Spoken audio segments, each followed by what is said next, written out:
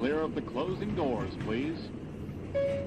Welcome to Subway Sports Talk. My name is Peter Kennedy, and I am your host. Thank you so much, as always, for tuning into SST on Apple Podcasts, app, Spotify, and on YouTube. We're back for, I was about to say Week 19 picks, which is technically accurate, but it's the playoffs, baby. We're here for Wildcard week off. Golly. Should I just run it back? No, I'm not going to run it back. I'm going to keep pushing. It's what we do. Wildcard weekend playoff picks here on Subway Sports Talk. Joining me as they have throughout the entirety of the season, we got Cody O'Connor tied for first with a record of 29, 24, and 1. And then also here, Patty Parkin spots 25 and 29. Patty B, Pat Boyle, how you doing, bro? You're bringing up the caboose right now, but how you living? I'm doing well, Pete, and I told you, not for long, baby. I told you the march is on to finish the season above 500. And you can bet on it, literally and figuratively. You can bet that I'm going 3-0 this week. I love this slate.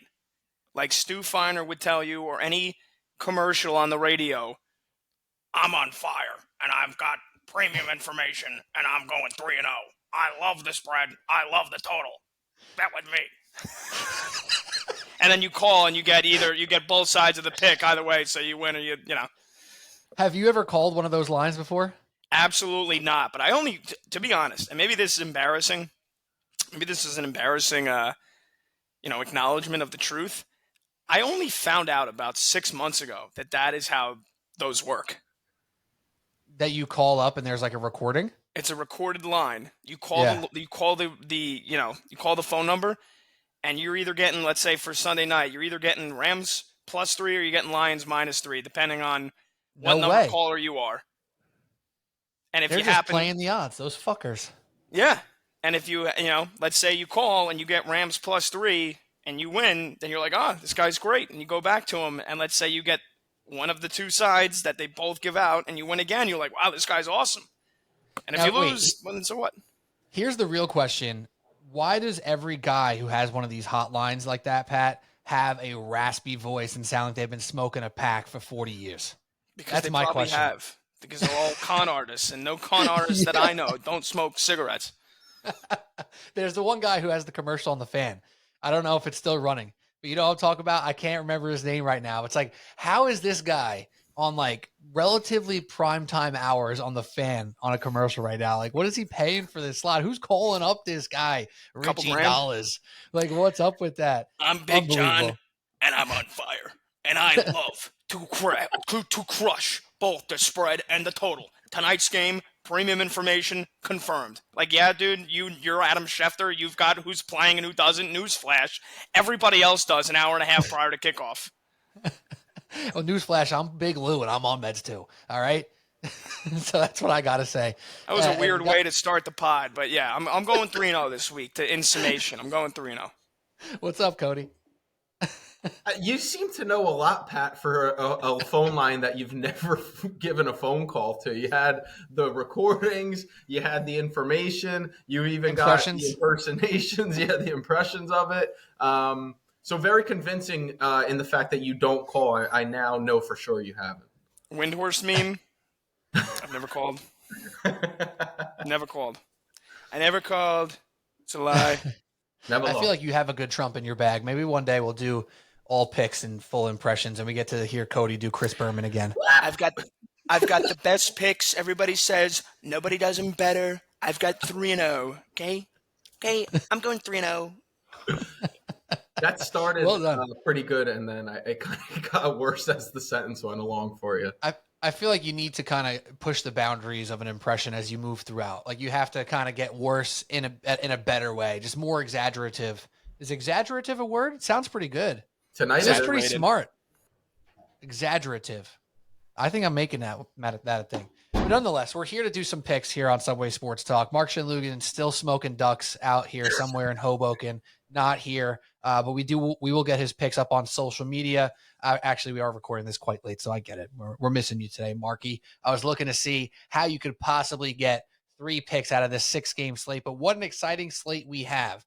Before we get to it, I have one question for you guys that I really, really, really, really want to be quick with, but I just got to ask you.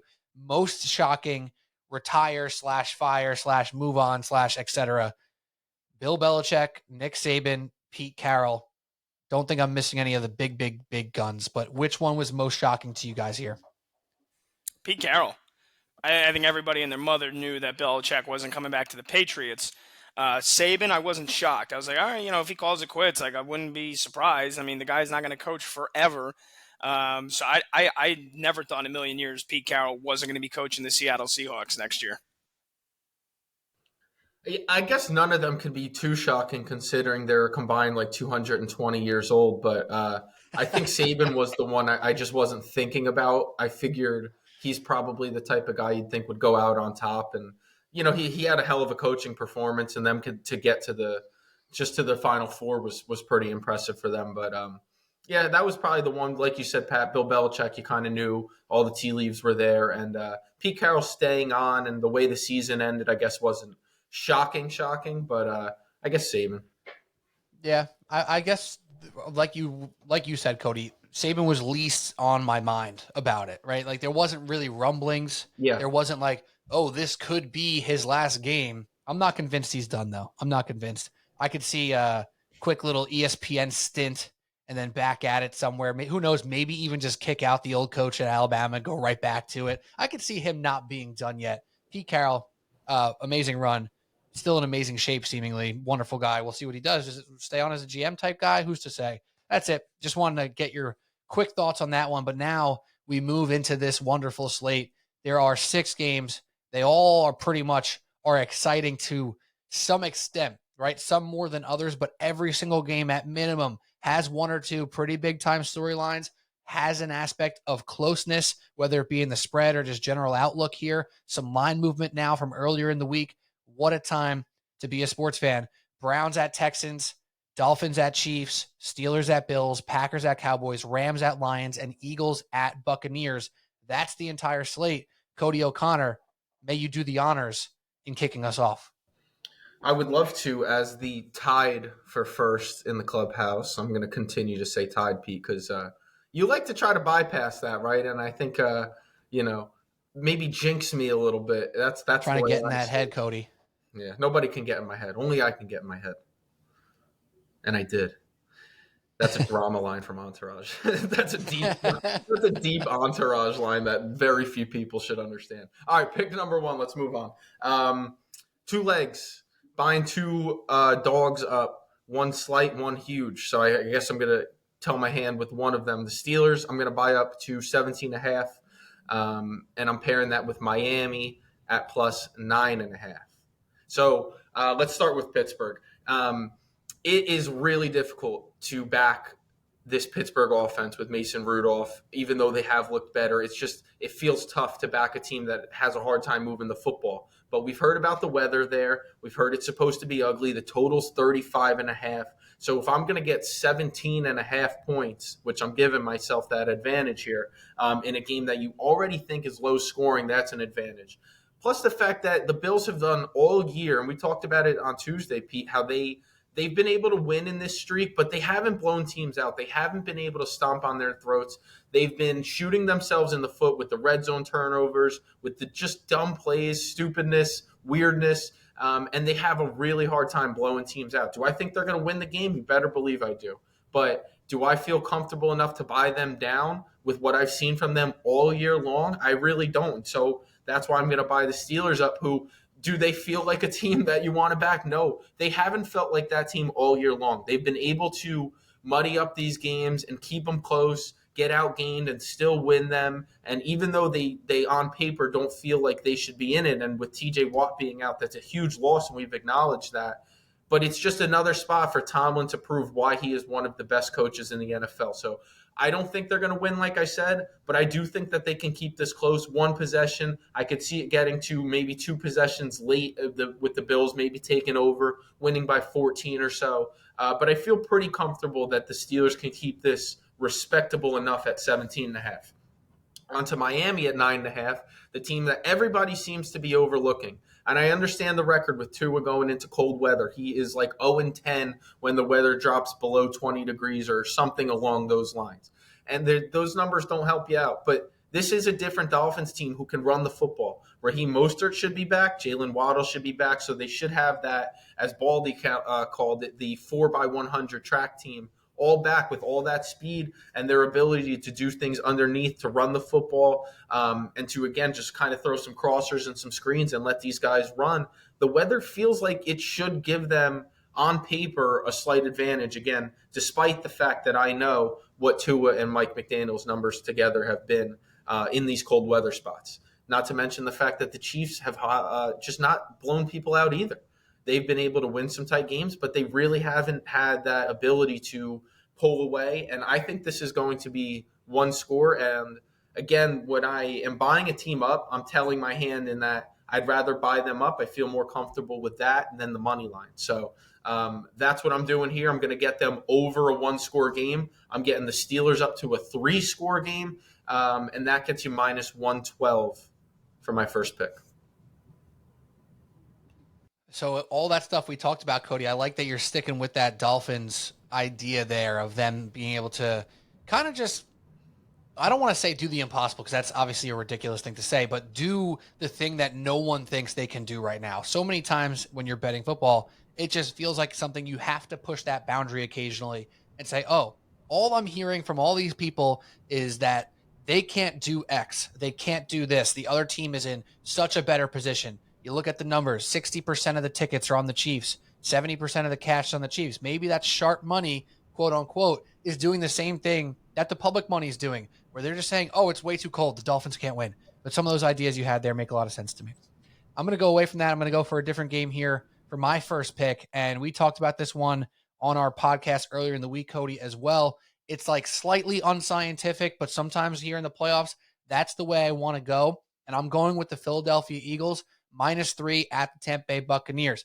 The big time advantage that the Eagles are going to have here is that I don't think the Buccaneers are going to be able to run the ball at all. Right now, throughout the entirety of this season, the Tampa Bay Buccaneers have been the worst rushing team by yards per play in the NFL. Now they're going to be in a playoff game where you're now going to ask Baker Mayfield to be completely mistake-free because they're not going to be able to run the ball. With all you can say about the Philadelphia Eagles defense being really disappointing this year, the one thing you can point to as a strength is that defensive line. They got some big bodies. They got some big boys. They got some veterans who have played a lot of football games along with that youth movement of all their new Georgia guys. I think the Tampa Bay Buccaneers will not run the ball well at all, and I don't like the prospects of a semi-banged-up Baker Mayfield who really struggled in a game they needed to win against the worst team in football, going up against even though they're down, a still very battle-tested Philadelphia Eagles bunch who has the wherewithal to make big-time plays. I think Baker puts the ball in harm's way. I think the Eagles don't put the ball in harm's way, and maybe their offense won't be gangbusters here in this game as they're dealing with injuries of their own with Jalen Hurts and A.J. Brown. However, this team has been around the block. They're not going down in this first round here. The number is 3. Is that a little bit sketchy? Yes, it is. However, I just think right now, if you got to bet on this game, right, you have to take an Eagles team that's hungry, that might be a little bit relieved to be away from that home crowd. You saw Darius Slay with the comments just today. He talked about it. Maybe it feels a little bit good to be on the road. Them Philly fans tend to boo real quick. We don't need boos right now. You can call that a loser mentality. I call that a team that's at peace down in Tampa in the comfortable weather against a team that can't run the ball and a quarterback who's a little bit banged up. I like the Eagles -3 at the Buccaneers. All right, Pete, you may or may not see that at some point in my picks. First pick for me, chronological order. Let's go Saturday night. Peacock, right? Cue up the Francesa. I mean, we're having a game on Peacock on a Saturday, a playoff game. That was also a bad Francesa. The impressions tonight have gone downhill as the podcasts have gone on. But anyway, Kansas City Chiefs versus the Dolphins. And let's bring back the Patty B same game parlay here for this game because I'm not confident in the Chiefs of covering really any spread right now, but it's a small one. So the Kansas City Chiefs are going to win this game. And we have a perfect opportunity here for a Pat and Cody sandwich where the Chiefs can win. They win by single digits. Everybody goes home happy. Chiefs money line, and of course in a game that is going to be 0 degrees at kickoff with wind chill getting as low as negative 20 degrees with the wind chill. Of course, I am taking the under here. I'm getting the under up a couple points or down a couple points. So Chiefs money line under 50.5. That is minus 110. Again, I know we know all the stats and all the the info about Tua in the cold weather games. Here you go. Here's the 3 coldest starts in NFL or college. They've all come in the NFL, and the coldest game he's played in has been 29 degrees. So that was last year, December, where he actually played not bad. The completion percentage wasn't great. I remember him missing some throws, but it was that Saturday night game in Buffalo, and the Bills won 32-29. Before that, January 3rd of 2021 at Buffalo, lost by 30, and January 2nd, 2022 at the Titans, they lost by 31. I don't remember off the top of my head if they were still in playoff contention at that point. But either way, there you go. There's his 3 coldest games, and now he's going to play in 0-degree weather. And also just Tua against good teams on the road. He hasn't been good. He's 2-9 straight up on the road or in neutral site games against teams that are above 500. He has failed to cover the spread by an average of 11.8 points per game. And the Dolphins, in their last 14 games as a road underdog, they are 2-12. Those are courtesy of my friends at Action Network. So there you go. The Kansas City Chiefs, they're about as healthy as they're going to be. That defense, which has been the best it has been under Steve Spagnuolo, I anticipate them making life very difficult for Tua on top of the cold weather. The Chiefs' offense has been miserable this year, right? We understand that. Do I think they're going to turn on a switch and put up 30 points here? No, but I think that defense holds Miami to probably 17 points, and the Chiefs walk out of here with maybe a 21-17, 23-17 win, something along those lines. I know Cody mentioned the 4x100 track team. Yeah, Mostert and Waddle are probably going to play. They're nowhere near 100%. I don't think they are. I think Raheem Mostert's knee and his ankle are banged up, and we know Jalen Waddle's got the high ankle sprain. So how effective is he going to be when, again, he's not even going to be able to feel his leg, feel his ankle? That might be pretty good, honestly, if it's numb. But either way, you get the point that I'm making here. I don't think he's going to be 100% effective. Tyreek Hill coming back to Kansas City, right? That's the huge storyline in this one. However, if you think Tyreek is going to embrace that and use all the boos and the smattering of jeers that he's going to get to his advantage, sure. I know Spagnuolo's got a game plan for him, and teams have had game plans for Tyreek Hill, and they haven't worked.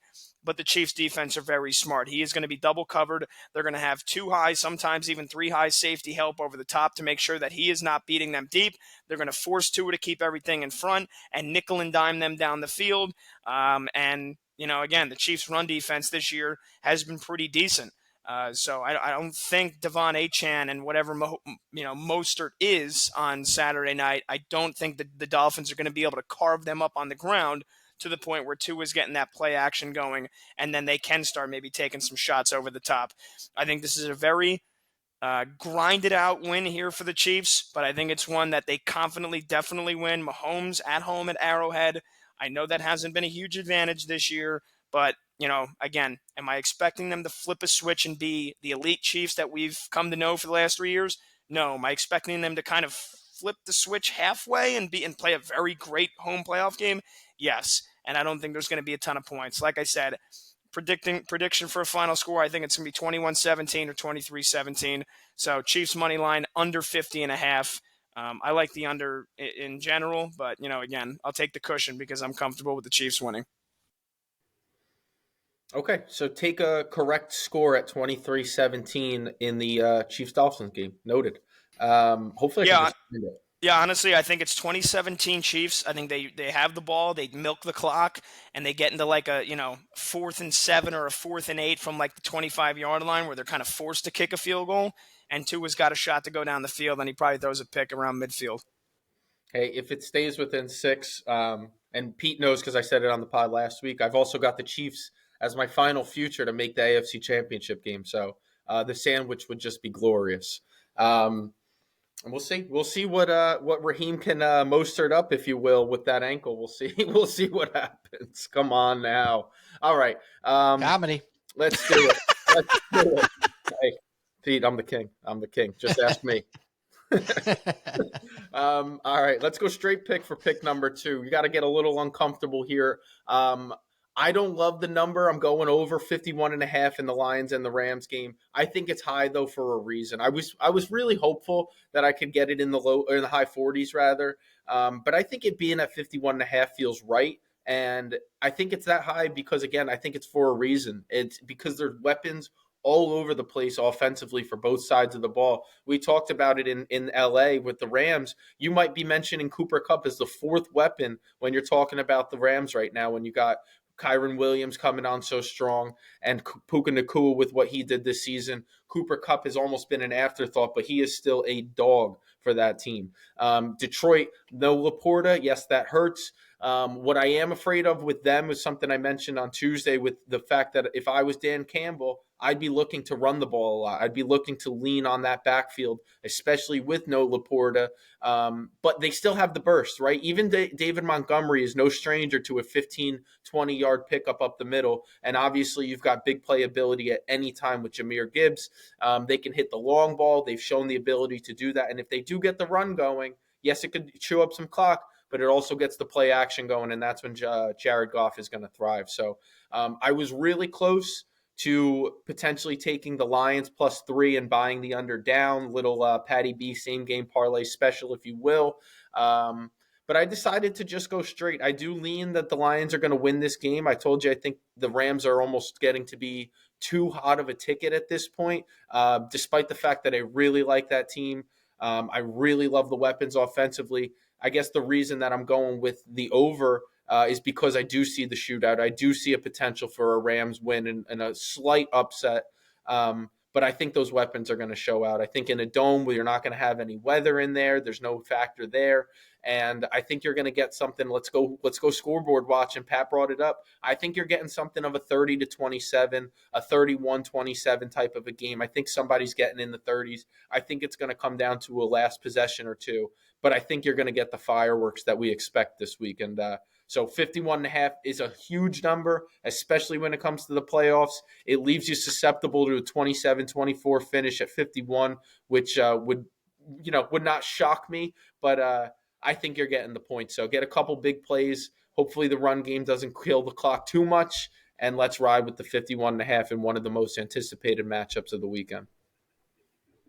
And to add to that, Cody, it's not one of my picks, but I have some stats for you here. Right now, according to Pickett, great app there, you have 66% of the bets on the over, 84% of the cash on the over. So the sharp money coming in on that number. If I'm not mistaken, 51 is a key number for overs, or for totals, I should say. And that makes the 51.5 a little bit sketchy. But like you said, that could be that sort of line that's saying like, oh, it's over the key number. Like, here you go, take the under, it's too high. And then boom, the total's 58 at the end of the game. I can see this kind of being a touchdown score either way. I could see it being either team by 7 with that final drive going, right? So that's why that number 3 on the spread is just a little bit sketchy, which is why buying the Lions up to +3 through the 0, I get why you would shy away from that. I tend to agree. And with the Lions defensive backs just being a sieve for most of the year and the Rams defense being up and down, it just makes a lot of sense. I like the pick, Cody. Yeah, it was almost better to see the number be higher, though. Like, it makes you think you're on the right track. If it was lower, right, like you said, 51.5 feels like the type of number they want you to take the under at. Hopefully, we're on the right side of that thing. Yeah, it's kind of like with the Bills-Steelers game. It's been 10 forever since it moved with TJ Watt being out. And you're like, okay, if it goes to 10.5, I almost feel better about the Bills. Now on DraftKings, we're seeing some 9.5. And it's making me question of like, I wanted to take the Steelers at +10 earlier in the week, and I got scared off of it. And now look at me, like, am I going to take them +9.5? That feels like it's stupid, like I didn't get the value. So maybe that 51.5 makes sense. All right, my second pick, I'm going with a teaser. It'll probably be my only teaser of the week because there's not that many games, obviously. But also, I'm going to go with a straight bet for pick number 3 right here, though. It's a perfect teaser spot. You're going to take the Houston Texans at home +2 up to +8. And then I'm going to take the Dallas Cowboys at home. They're at -7. So I get them down to -1. Earlier in the week, this was 2.5 and 7.5, which makes even more sense for a teaser because then you truly get through the 7 instead of just moving off of it. But nonetheless, I just like this teaser. I liked it earlier in the week, so I'm going to ride with it here. Cowboys -1, Texans +8. On the Texans front, a lot of talk about the Browns being this sort of team who's going to have some deep run potential here with Flacco and this defense kind of cooking on all cylinders right now, I think it's going to be a lot closer. I think the Texans are the type of team, even if they hit a couple bumps in the road, their offense will be able to put up some numbers, even if it's late, even if it's garbage time. That's okay with me because you now have them through the 3, through the 7, all the way up to +8. CJ Stroud has been unflappable for the most part of this entire year. He has what it takes to handle pressure. I think he has shown more than most quarterbacks, whether they're rookies, second-year starters, or 10-year vets, to handle pressure as good as anybody in the league right now. So I think some of those off-balance throws that we've seen all year, we're going to see some of that. We're going to see some Nico Collins fireworks. We're going to see them at least hang with the Cleveland Browns. Do I lean on the Cleveland Browns as most likely to win this game? I kind of like the Texans. I kind of think about taking the Texans +2 or +115 on the money line, but getting them up to +8 just feels like the right move. Also, their defense has been getting some pressure. So if you see some Joe Flacco in hairy situations, maybe throwing that ball up for grabs, the Texans defense has what it takes to get some sacks, to cause some turnovers. And I think this one's going to be close. Cowboys front, this one's kind of simple. I think the Cowboys are a way better team than the Green Bay Packers. They have the better quarterback. They have the better weapons. They have the better defense. Of course, it's the NFL. It's football. Anything can happen. We know Jordan Love has what it takes to put up some good numbers, to throw some deep bombs, to really get some explosives out of those wide receivers. But we know the Cowboys have that times too. CeeDee Lamb, Dak Prescott's connection's been electric for the better part of this year, and I expect nothing less in this playoffs. I think this is a year that Dak Prescott and the Cowboys at minimum make it over that little hump and make it to a conference championship game and maybe make it to the Super Bowl, as I mentioned on the Tuesday podcast. Dak Prescott is probably playing the best football of his life. All right, here we go. Dak Prescott -1, Texans +8. That's a teaser. It's -120. That's my second pick. All right, I'm going parlay for leg 2. I am also going Cowboys just on the money line here. And then even though I think they probably win the game outright, I'd like to get the Rams up to +7.5. I don't see how they lose this game by more than a touchdown, not with how great the offense has been. And Cody, as much as I love your over 51.5, if you asked me to pick a side, I'd probably take the under because it's a primetime playoff game. We've seen how primetime games have been all this season, and it's primetime playoff. I think there is probably some nerves in that first half. I wouldn't be surprised if at halftime that's a 10-7 game. As much as on paper it screams take the over, I wouldn't mind if the under. I wouldn't be surprised if that under hits and you only get like 43, 44 points. What the hell, dude? I'm just saying. I wanted to just comment on your pick. Unbelievable, dude. That's what we're doing now? I'm just saying. I normally don't disagree with your picks. I disagree with this one. I'm sorry. I hope it hits. I'm not touching it, but I hope it hits. I hope it doesn't. Why? So you win. I want to win. Now we're bashing heads. Yeah. So anyway, my pick, not Cody's pick. I hope it wins. Pete, I hope you still have a chance to win anyway. I hope my pick wins. Cowboys money line, Rams +7.5. That's -122. Look, for the Packers, I think a lot of this comes down, is the health of Christian Watson, because Jordan Love and this offense don't operate the same without Watson, who is their best receiver, who might be their best player, right? And without him these last 5 weeks, we've seen the Packers lose to the Giants, lose to the Buccaneers. Now, a lot of that was their defense, Joe Barry's defense, which is also atrocious. And now you're asking them to go on the road to Dallas, where the Cowboys offense has been otherworldly at home this year, 8-0, beating teams by like 30 points every week. So I think Joe Barry's defense is in for a challenge of its own. But this offense, without Christian Watson, who hasn't played the last 5 games, and obviously he's not going to be 100% either, I think that's going to play a huge impact. I think any chance Green Bay needed to beat the Cowboys is to have 100% Christian Watson, and I just don't think he's going to be. He's probably going to try to suit up and play. I just don't think his hamstring is 100%. So there's that front. The Cowboys, like I said, at home, they have been unbelievable this year. And yes, I know that they are putrid in the playoffs, right? They're 3-12 against the spread since 1997 in the playoffs. So maybe the Packers do find a way to keep this within a touchdown. Of course, you get the 7. It was at 7.5. Now it's at 7 on some books. So it's kind of a perfect spot where you can see the Packers covering this either through the back door or, maybe if it's a little bit closer of a game than you'd think. But I just think, look, the Cowboys have been unbelievable at home this year. The defense is great. Christian Watson's not 100%, and Jordan Love's making his first playoff start, right? As great as Jordan Love looks at times, he also looks really mediocre at times too. So all those, the Packers defense being a sieve down the stretch here, and the Packers defense, another stat here from my friends at Action Network, DVOA, they are 31st. Their special teams unit has been atrocious this year. I've seen plenty of plays on red zone, muffing punts, terrible blocking. They get a penalty called on them for special teams almost every time. So, we always talk about the intangibles, how they could flip a playoff game. Don't be surprised you see the Packers maybe get a little bit of momentum on defense, and then they muff a punt, and the Cowboys get an easy touchdown off of that. Tough to predict, but again, don't be surprised if it happens. Rams and the Lions, nobody is hotter right now than Matty Stafford slinging the pill with authority and this Rams offense. Kyron Williams, luck of the Irish. The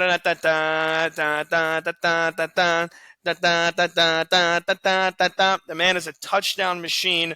Puka Nacua should be Offensive Rookie of the Year. And, of course, you have the legendary Cooper Kupp, not to mention Demarcus Robinson, Tutu Atwell, what they can do in the slot, beating zone coverage, which you're probably going to see a lot of from the Lions because their defense is not that great and it's not well-equipped to go man-to-man with these guys. So you're probably going to see a lot of zone. Dan Campbell in this defense is probably going to have to bring a ton of pressure on Matt Stafford and hope that they get home enough times. I don't see it happening. And to be honest, as much as I love the Lions and really would like to see Dan Campbell succeed, this just feels like a spot where it's screw the Lions. They got screwed over by the refs in that game Saturday night against the Cowboys. They should have been the number 2 seed. Here they are at number 3, and they're probably going to lose at home to the Rams. The trendy, hot wild card team. It's for good reason. Rams offense has been great this year. Lions defense has let them down at times this year. I don't see the Rams losing this by more than a touchdown here. Cowboys money line, Rams plus 7.5. And now, Cody, if I can jump in before you start here, after hearing Pat's, thoughts there on the Cowboys and the Rams game, I had a thought, and I kind of wish I just took the Cowboys -7. If I'm being honest right now, I know I have Cowboys -1, Texans +8, a great teaser line that makes a lot of sense. The more I think about this game, the more I am backing the Dallas Cowboys in theory here and on this podcast.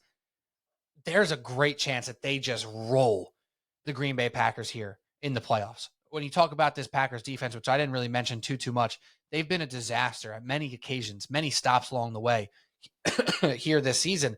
This Cowboys offense is built to dominate them. It really is. And we also know that the Cowboys are prone to really beating up on bad teams. They've done it all year long. They've covered some big time spreads this year. And if you think about Dak Prescott, all this talk about how bad he's been in the playoffs, let's talk about really the losses that he's had in the playoffs here.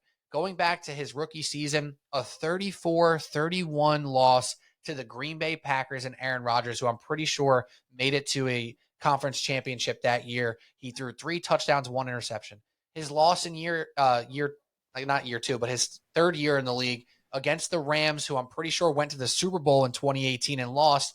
He lost 30-22, another 1-score loss. Then his other 2 losses are against the 49ers, teams that were just stacked defensively. Some of the best teams we've seen in the league that haven't won Super Bowls are the 49ers. The 2021 year, lost by a touchdown, lost by 6 points to be specific. Last year in 2022, lost by just a touchdown to the San Francisco 49ers. Dak Prescott is 11 touchdowns to 5 interceptions in the playoffs, 92 quarterback rating. He hasn't been horrendous here in the playoffs, like he can't win. He also dominated the Buccaneers last year in the first round, and he has 2 wins to his resume. So for all this talk about how bad he's been, it's not like he's never put together a good performance. It's not like all those losses are just horrendous. I can't believe Dak just blew it losses. And yeah, I'm sure there are some specific plays here that I'm not recalling in this moment in time where he maybe threw one of his 5 picks in super inopportune times. But to think like they just can't win, that you got to take the Packers because the Cowboys are cursed, that's something I'm not buying into. And that's why I kind of wish I took Cowboys -7, but I'll stick with my teaser. Yeah, I just want to offer one thing here too. I wouldn't be surprised if the Cowboys win by 20 and then the Rams beat the Lions and you get Rams 49ers and you get the Eagles are going to win and they're going to be my next pick. You're going to get Eagles Cowboys in Dallas and off a blowout win, books are probably going to have the Cowboys as a 3.5-point favorite or a 4.5-point favorite over the Eagles, and the Eagles will beat them outright. And it'll be a rematch of the NFC title game, Eagles-Niners. Yeah, I can see it. I can see that all day. I can't. I think everything Pat has said is dumb, and I think all his picks are going to lose. I said, I disagree with one pick, Cody. You've made 54 of them this year. Oh, all right. He won't forget. Yeah, I'm holding on to that one tight. All right. Pete, we're going for another sandwich opportunity with my third pick. And I'm a little uncomfortable with this one, but sometimes you got to be comfortable getting uncomfortable. And so we're going with a straight pick, and we're going with a road favorite to kick off the weekend. It's the Browns at -2. I have been on the Browns for a little bit. I told you that we've got a ticket, 35-1 for them to win the Super Bowl. Do I think they're going to win the Super Bowl? Not really, but it's a fun bet. And how about little numbers for you that I never bring up? I never got numbers, but I got at least one for you. Oh, let me hear it. My guy, Joey, 5 and Flacco in the wild card, never lost. LeVar Ball Never lost in the wild card. He's 5-0. And you know what? The Browns have been humming, man, since he's been back. And I think this is a battle. Again, I'm a little uncomfortable with this pick. And you talked about the Texans and CJ Stroud.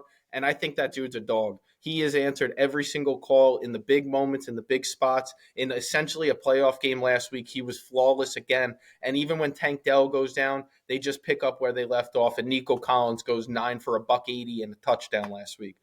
CJ's a dog, man. And it's going to take this Browns defense having a really good game plan. Essentially, I think Stefanski and the Browns are going to have a really good game plan to try and confuse Stroud. It is obviously his first playoff action. No, I don't think he's going to be scared of the moment. I just think this Browns team is damn good. I think, Pete, you bring up a lot the best unit in a game, right? You got the two offenses, the two defenses. I think the best unit in this game is the Browns defense. I think that's the one I trust the most, even though I'm going to, again, tell you how good I think Stroud is and how good that offense has been.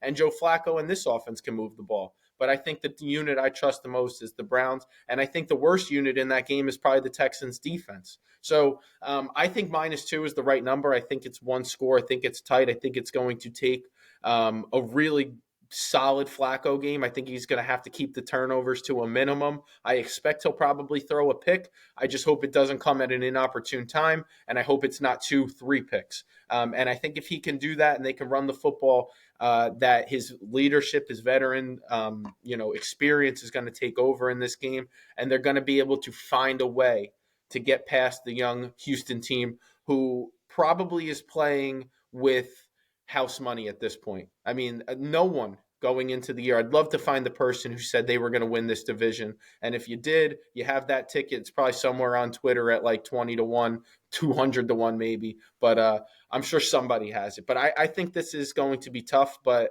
I think Flacco and the offense is going to be able to get it done. He's got Amari Cooper back. He's formed a connection with him. He's got a great connection with David Njoku, who has really come to life since Joe Flacco has been there. They don't have necessarily a two-headed monster like the Lions, but you got Jerome Ford and Kareem Hunt who could both run the ball well for you. And I just trust that this Browns defense is going to show up to make it uncomfortable for Stroud, to put some pressure on him, and to ultimately try to confuse him with some different looks and try to mucky this game up and do it defensively. So I think it's lower scoring if the Browns are going to be successful. I think it's going to be close. Pete, I think we've got a good chance at our sandwich here. And I just Browns -2. Let's roll with Joe Flacco, man. Take me to the promised land. Love some sandwiches on Wildcard weekend. Who doesn't love a good sandwich? You know what I'm saying? Got to appreciate that. I'm thinking about just making my own sandwich and taking the Cowboys -7 as my third pick and doubling down, giving my own Petey Peppers sandwich. But now I'm not going to do that because that would be a weird thing to do with 3 picks to use the same team twice. I feel like that's something Mark Shenloogian will do in coming rounds, but not me. Not now. We're going to go. I got to be honest, guys. I am stalling because I am just throwing a few picks back and forth in my head. I'm going to put them all out on the table and I'm going to pick one. You want me to go?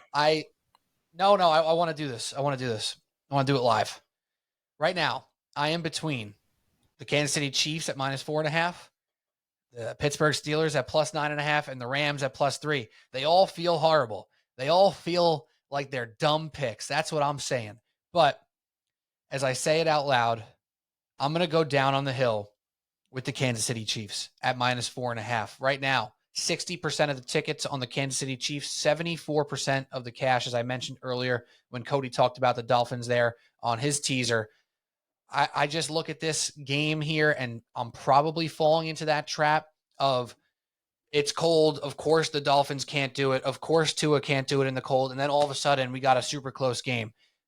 4.5 is that annoying number. It really is, because if you see a game where the Dolphins are up and maybe they're up 3 late in the game and Patrick Mahomes gets the ball with a minute and a half left, one timeout with 80 yards to go, you have faith that Patrick Mahomes can get it done.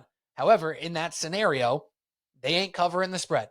So that's where it gets pretty frustrating that this number is 4.5, but I'm doing it anyway. One of the things that I'm going to note here is that right now, even with all the negativity, with all the stuff that's been bad for the Kansas City Chiefs, they are still, guys, tied for 6th in yards per play as an offensive team.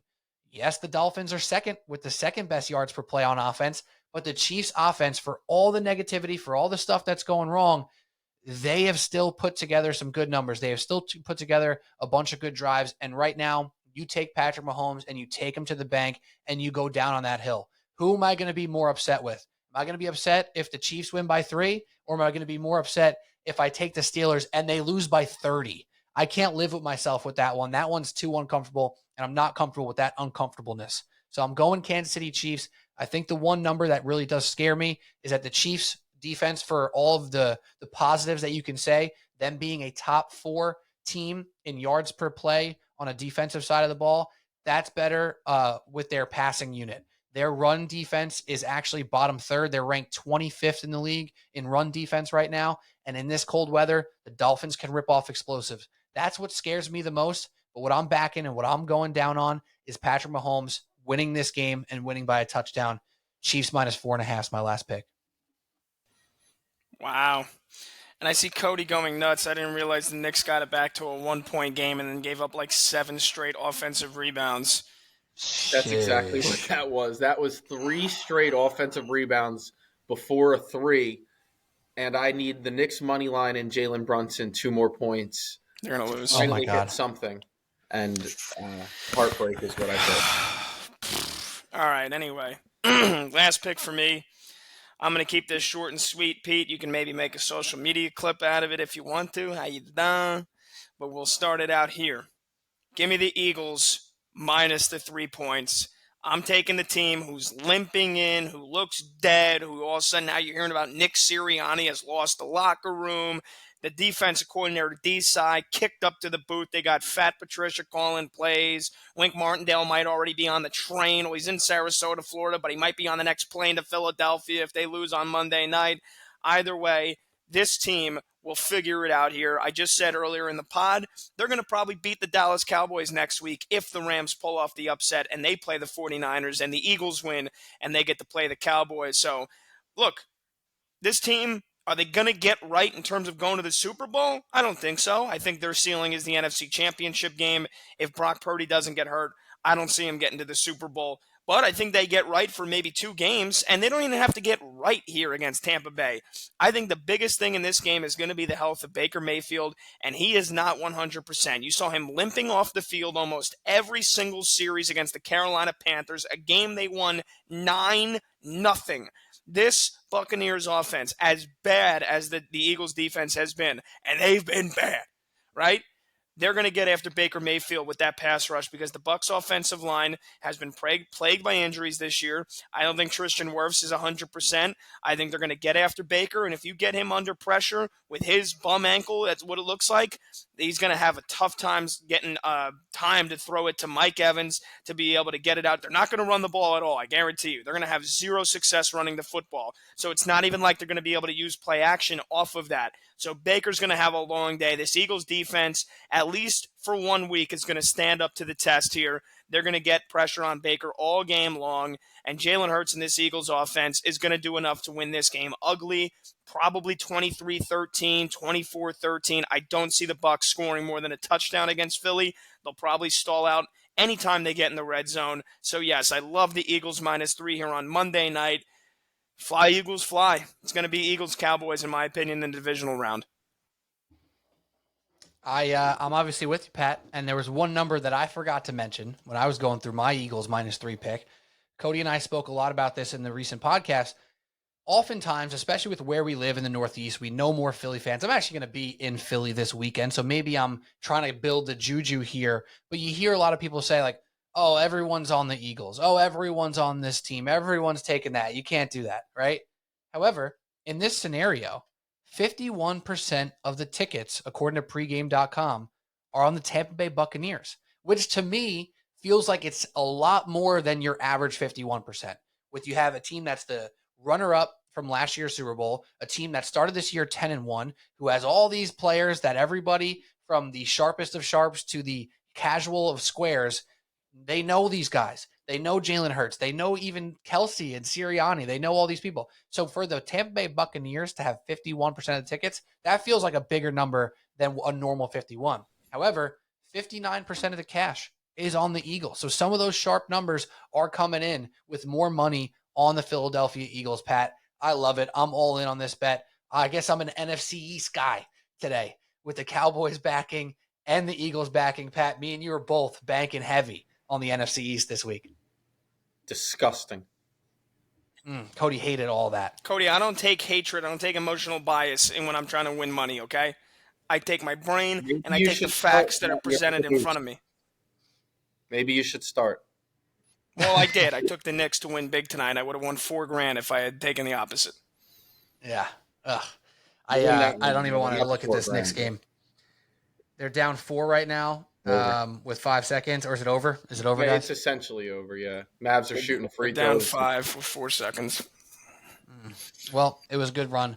Thankfully, in my big-time double down, as I was walking my dog and watching them fall apart in the first quarter and decided it was a great time to double down on the Knicks, I didn't just take the money line. I also took them plus 11.5. So at minimum, at least I salvage all the other dumb bets I put on the Knicks tonight, and I'll take that. All right. Well, that's all we got for Subway Sports Talk picks here today. A bunch of good ones. Right now, 110, 104, and 2 on the total record. We're looking to increase that number as a unit. We have a couple family plays, a couple sandwich opportunities here in the Wildcard weekend, and I'm excited. What are you guys' plans for Wildcard weekend? You going to be locked in anywhere? Drinking? Yeah. Hell yeah. Gambling? Quick shameless plug for me. I'll be hosting on the Fan 4 to 7:30 a.m. early Sunday morning. So if you're watching Chiefs Dolphins late Saturday night and then you don't know what to do yourself and you're up all damn night, tune into me. If you're up super early Sunday morning because you can't wait for Bills Steelers and the incredible game that's going to be, 4 to 7:30 on the Fan. That's what I'm doing. Hell yeah. I love that, Patty. Let's go. Freaking light flames to the WFAN airwaves. That's what you got to do. I know that's what you always do, but you'll bring it again this weekend. I'll be in Philadelphia this weekend for a little 30th birthday party, and that means I really hope he doesn't listen, the guy, because that would be a horrible way to find out about having a surprise party. Listening to this podcast, oh, you're going to Philly for a 30th birthday? That's ironic. I live in Philly, and I'm turning 30 this week. Yeah, hopefully he doesn't listen, and if he does, I hope he didn't make it this far. If not, I love you, and I'll see you on Saturday. That's super dedication. If he made it all the way to the last seconds of the podcast, when the picks are done, you know what the picks are. It's not like you're waiting on edge here, and you continuing to listen to this very moment, then, hey, so be it, man. You know, congrats. Happy 30th birthday, bro. Act surprised. Yeah, facts. That'd be hysterical, though, if I see him on Saturday and be like, thanks for ruining my surprise party. That would be horrible. That would be actually kind of hilarious, too. And he's one of my friends who I don't think listens to the podcast, but there's been a couple people out there in my life. I'm sure there's some people it's like, oh, you listen to like every episode? Why wouldn't you like tell me? Why wouldn't you like text me every once in a while and say, hey, good this, bad that? Like you're one of my closest friends, and I didn't know you listened to the show for 2 years now. Thanks, though. I appreciate you. So maybe he does, maybe he doesn't. Hopefully he doesn't in this case. Shout out to him. Happy birthday. All right, I'll be in Philly. Cody will be drinking beers. Pat won't be drinking beers. Maybe he will. No, I'm just kidding. He won't be. He'll be on air Saturday night. How you doing? And then we'll be back next week with more stuff to talk about and more picks to make as we make picks throughout the rest of the year. Subway Sports Talk. Don't forget to subscribe and review on your podcast app, on YouTube, subscribe, notification bell, social media at Subway Sports Talk, on Instagram, TikTok, Twitter, the whole 9, the whole 10, the whole 11. That's all we got. Cheers.